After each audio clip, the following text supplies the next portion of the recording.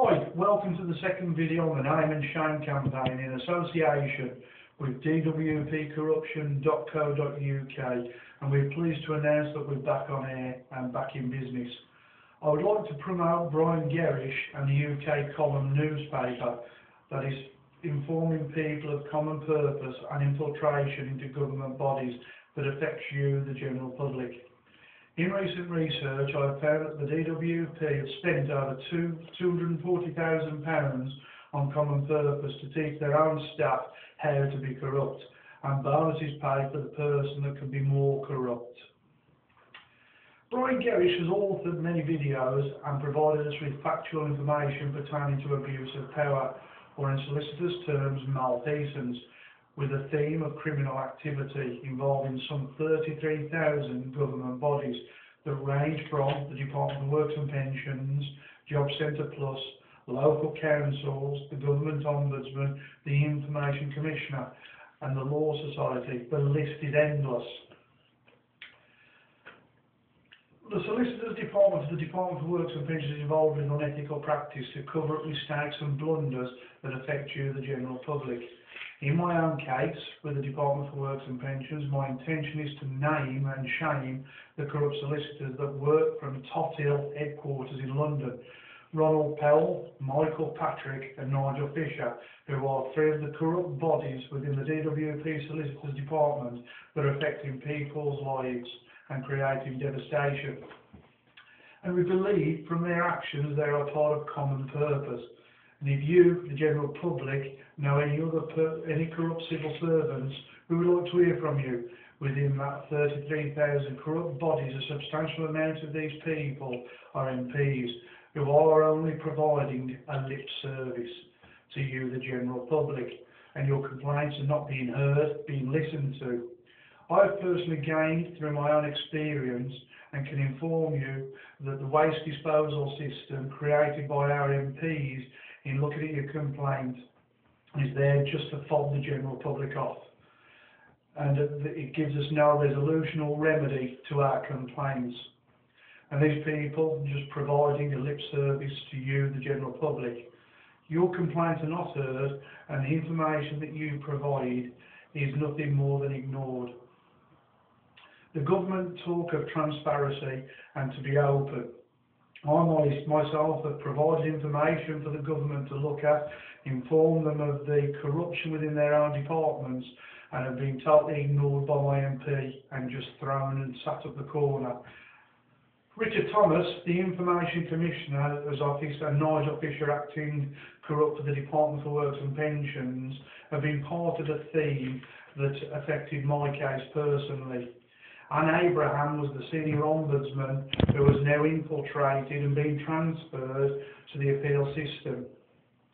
My experience found that these people work together as colleagues, and the word can only be used as cronyism to support and back up any corruption that these people get involved with.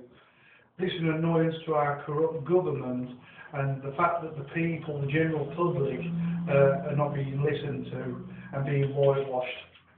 I would like to invite you to send in your emails highlighting the corrupt government bodies that you have dealt with and be part of this campaign to name and shame the individuals who have affected your lives. My personal campaign will start next week by giving out leaflets within the Dudley Borough that will highlight corruption within the Dudley Council Finance Department and its known common purpose perpetrators, including Ian Pearson for Dudley South. I suggest that if you have a problem with your MP and you have the facts to support your problem and your concerns, you too should name and shame the MP for only providing that lip service, as at the end of the day, your complaints will not be listened to. What I would suggest is that you remember there's no ifs, no buts. Corruption activity within the government bodies, including the Department for Works and Pensions, is a crime. You have rights, and it's up to you to shout and obviously make yourself listened to.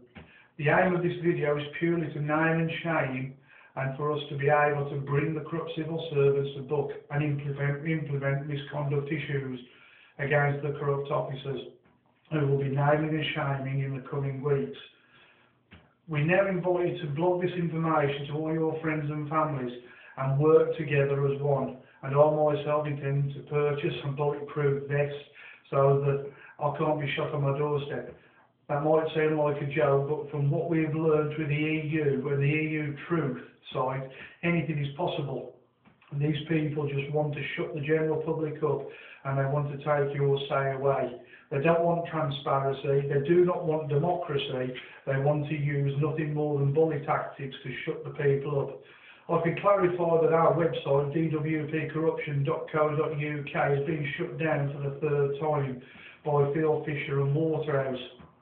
This using bully tactics against PIFX, the website server, who they have threatened with prosecution.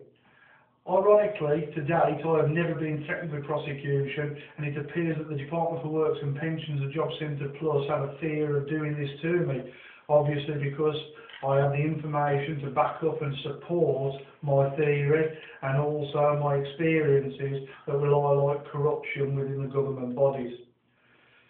Just to clarify, the information being broadcast falls in line with the 1996 Defamation Act, as all information is factual and can be supported by substantial evidence. I would like to invite you, the general public, to email me, and I reiterate and keep repeating this because it is most important. Send in your complaints, send in your point of views, and email us or email my secretary, and she will guarantee that I'll get a chance to look over your information. On closing, if you are offered a laptop computer with the identities of personal details of our Navy personnel or claimants within the DWP, it is being sold to you by a criminal. Not the sort of criminal that you would expect on the high street, but within our DWP and Job Centre Plus offices. These are the infiltrators who believe in common purpose and a part of common purpose that are affecting your rights and anything to do with your claims.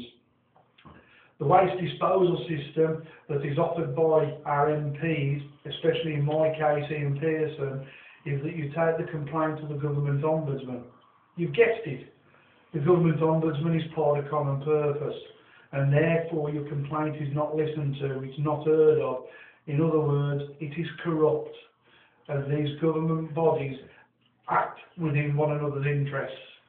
What I would suggest is that you get in touch with the site, give us your complaints, and maybe we can push these complaints through our system and make people well aware of the malfeasance that affects you, the general public, and that common purpose can become not a thing of the past, because I think it's a thing of the future, but we can all recognise common purpose and see for what it is with the infiltration within our government bodies. You people out there are being affected by common purpose at levels that you would never believe. Check out common purpose websites. Email EU Truth.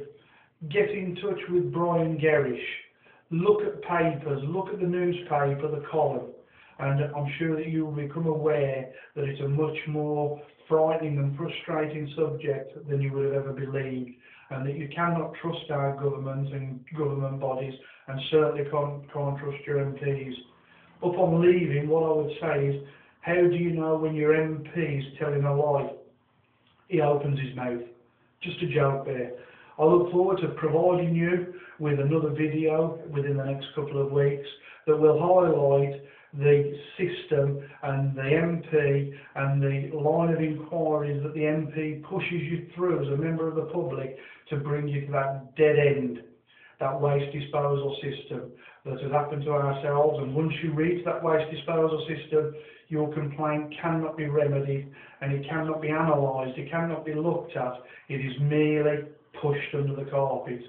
I would like to take the time to thank you for listening to myself and listening to the evidence and the information that I'm providing to you on my own experiences, and can clarify once again, with the 1996 Data Protection Act, there is no libelous comments or information within this site, and everything can be supported by factual evidence. Much appreciated. Good night.